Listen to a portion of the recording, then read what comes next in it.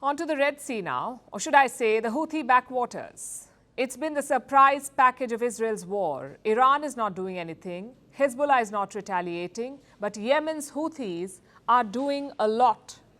These are ragtag militants fighting a civil war. How are they holding global trade hostage? Because the world is divided. Most countries agree that the attack should stop, but they won't say it out loud. Case in point, the United Nations Security Council. On Wednesday, the Council passed a new resolution. It demanded an immediate end to the Houthi attacks. 11 members backed the resolution. The remaining 4 abstained. That's Russia, China, Algeria, and Mozambique. Listen to their justification. I would like to once again underscore that this resolution cannot be seen as legitimizing the actions in the Red Sea of the so-called coalition made up of the US and its allies.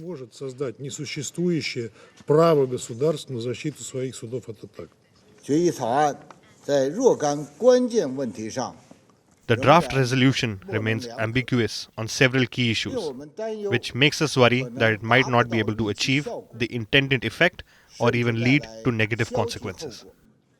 Do you see the problem here?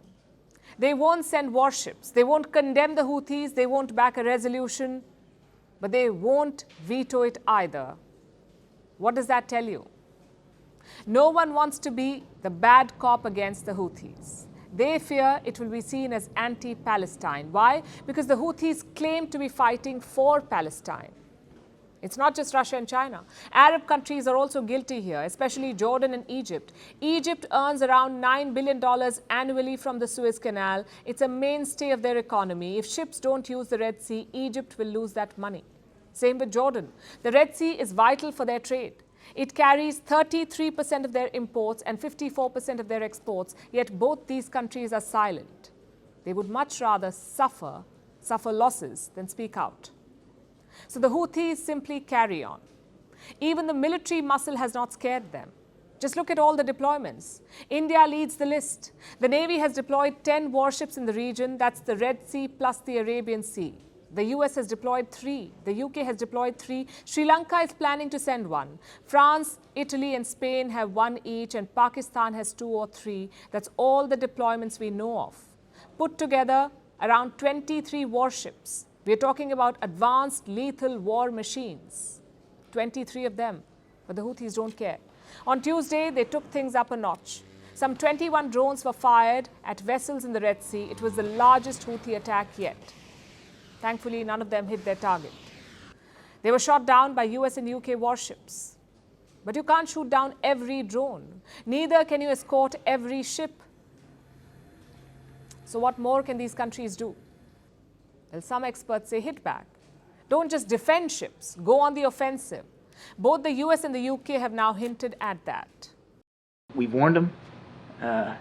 We put ships in the Red Sea. They've got a choice to make, and the right choice is to stop these attacks. And as I said, again, I'll say it 3 times now, they'll bear the consequences for failure to do so.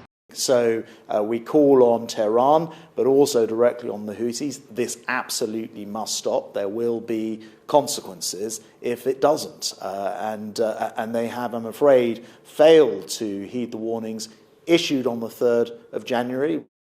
Bear the consequences. That's the message from the US and the UK. But threats alone may not work. Minor reprisals won't deter the Houthis. We've already seen that. Last month, the US sank 3 Houthi boats. They also killed 10 of their fighters. But days later, the Houthis were back. So small responses will not work. And for big responses, there is no appetite. If you launch a major attack on the Houthis, it could trigger a wider war. The likes of Hezbollah or Iran may join in. So what's the solution? Maybe good old diplomacy. Iran has close ties with the Houthi rebels. Most of their weapons come from Iran, including some of the drones that they're firing into the Red Sea. So why not pressure Tehran to rein them in? It's the logical solution. But for that, we need to be on the same page. You can't be half-hearted like China, Russia, and the Arab world. You must admit it's a global problem. Some 12% of global trade passes via the Red Sea. It is not a regional issue. It's very much a global one.